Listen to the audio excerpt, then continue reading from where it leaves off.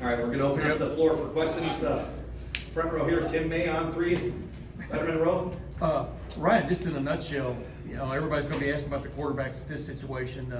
What's just your take coming out of this game, just before you watch video and stuff? Yeah, coming out, I thought Kyle had poise coming into a second game. You could just feel a little bit of that part of it.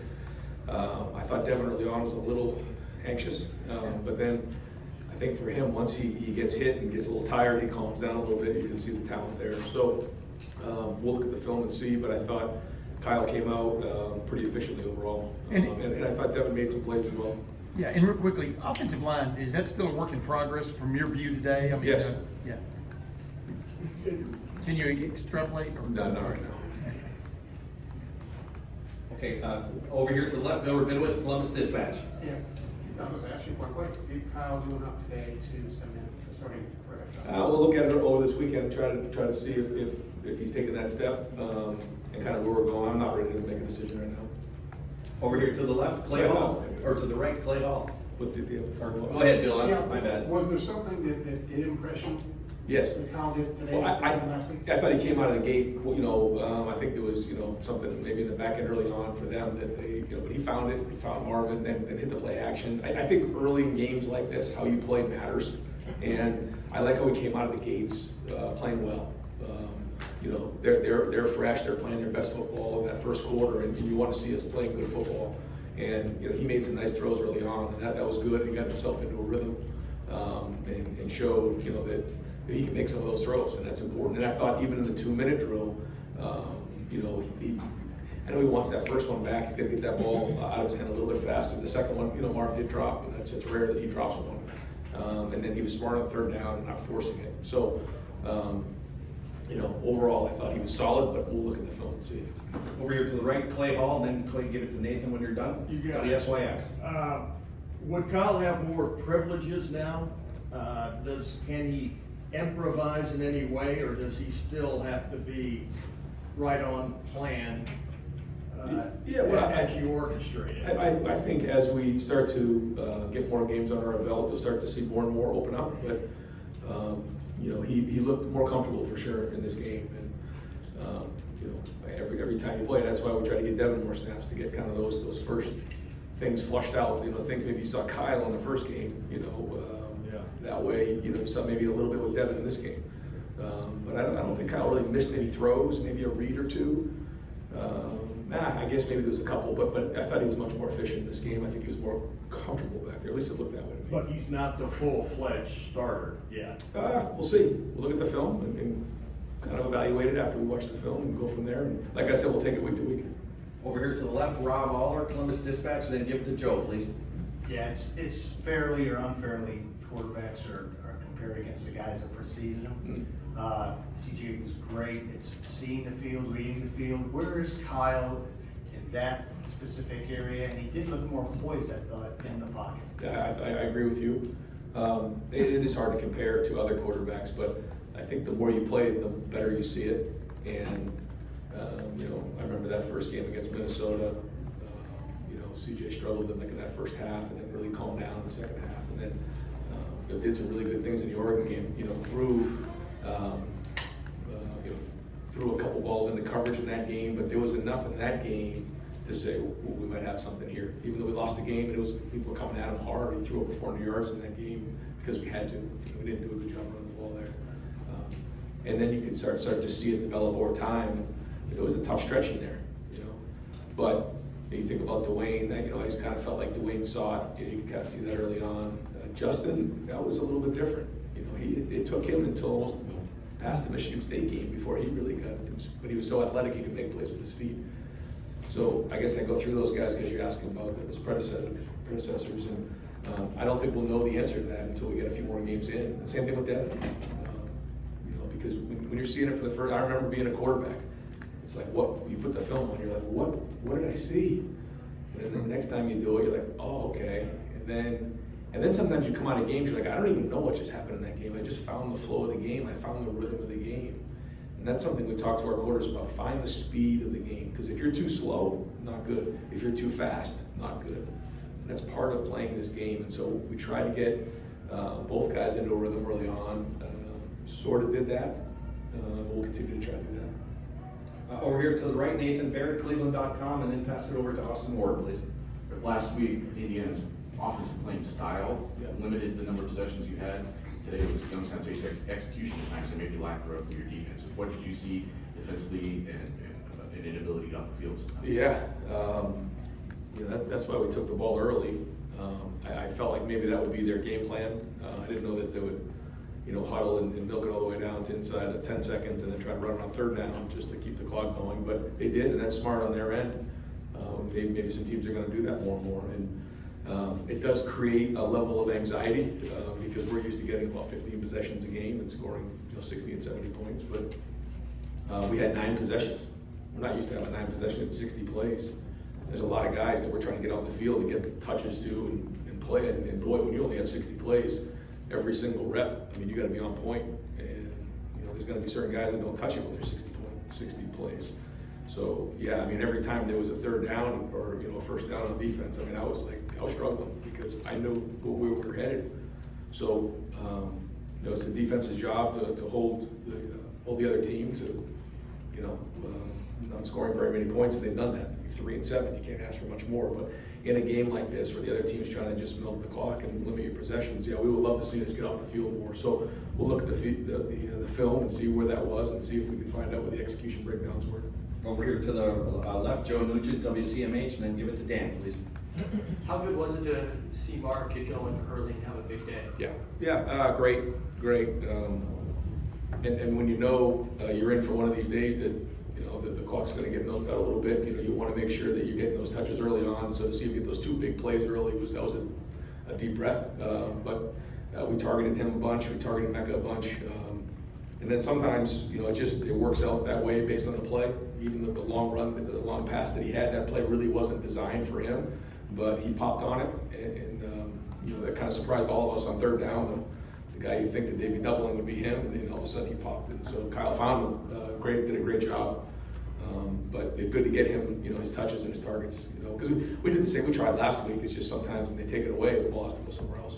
Over here to the right, Austin Ward, Rivals, and then give it to Dylan, please. Ryan, I don't want to put words in your mouth, so if you ever have any disappointment or frustration going through a game offensively right now, how difficult is that because of the standard of a year ago with CJ, 3 NFL offensive linemen, in your mind to get through the growing pains and evaluate that when we got used to watching more points and you probably got used to scoring more points? Yeah, I think that the difference right now is just the number of plays. Yeah, because if you don't get called for holding there and we score, it's 42, and we scored 6 touchdowns in 9 possessions. We take that 67% of our drives and scoring touchdowns. But to your point, yeah, I mean, we're used to scoring 60 and 70 in some of these games, and it's for a couple different reasons. One, maybe not as efficient as we've been, but I thought we were pretty decent in the first half. But then 2, just the way that it's going with this clock and teams, huddling and snapping it inside of 10 seconds, and it doesn't take much to get a couple first downs, and before you know it, you look up and you've had 3 plays in the third quarter, and there's like 4 minutes to go.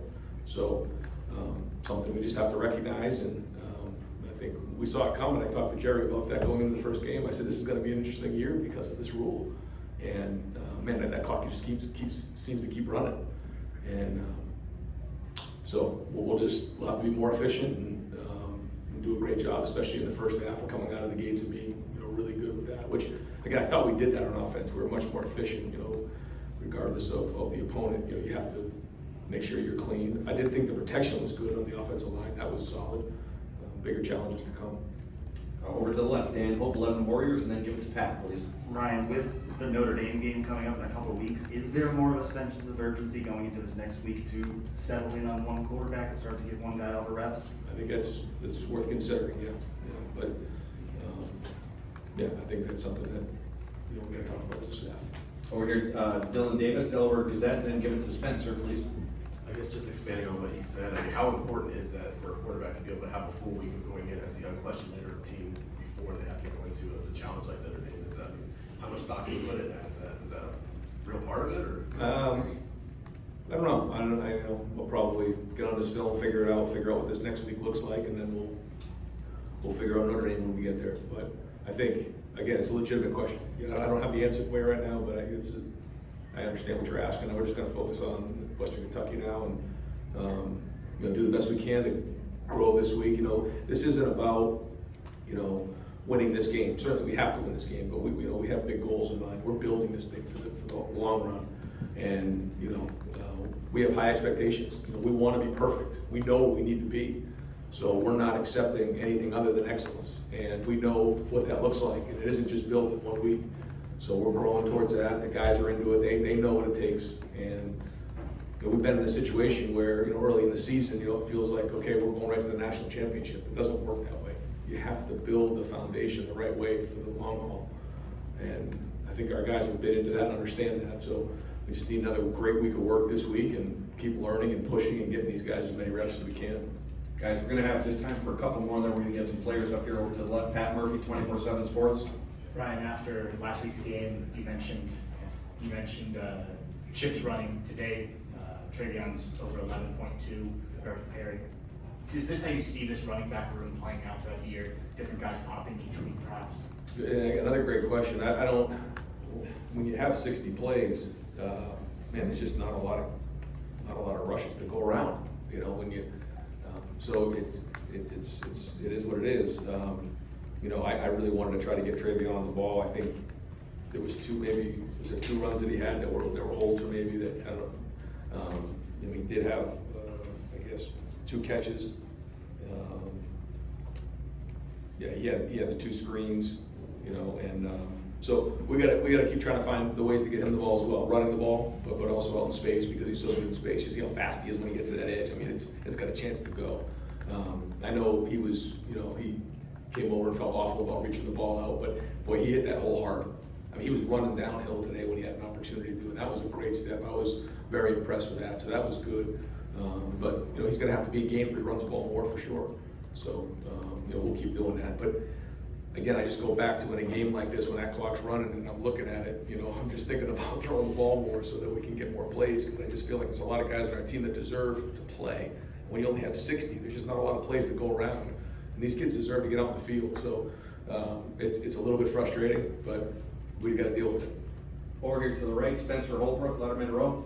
Right, when it comes to the offensive line, it seems like the progress isn't exactly linear. Like you get better run blocking, you get better pass blocking, you get the penalties. Last week you don't have the penalties, but when do you need to start seeing progress become linear in that unit, and what does that look like moving forward to make sure that you guys know you can go South Bend and be able to take care of business? Yeah, like yesterday, you know, we have urgency. We want it now. We're not going to wait around and say, well, we'll get it next week. We got to get it fixed now.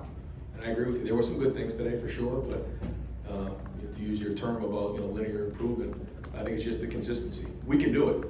I know we have the talent. Our guys are very, very talented. So we have to look at what we're doing schematically, make sure it's not too complex, make sure it's simple, because all we asked them to do was play really, really hard and execute. Effort and execution was the 2 things that we focused on all week. So we'll watch the film, and if the effort was there, then they get a check for that play. If the execution was there, they get a check. If not, then they don't, and then we'll find out who grades the champion. And it's really that simple. So, you know, we have to identify if we're doing the right things with them and where the breakdowns are coming from, and that's the coaching. And final question for Coach over to the left, Cameron Teague Robinson, The Athletic.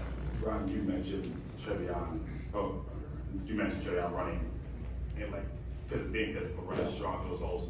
As you work through the growing pains of the offensive line and you work to try to get Kyle and Devin more comfortable quarterback, how important is it to have a healthy Trayvion that you can lean on? Like you said, he's probably going to have to run the ball more sometimes. Yeah, no, it's, you can see the explosiveness, and having him healthy is a home run threat at all.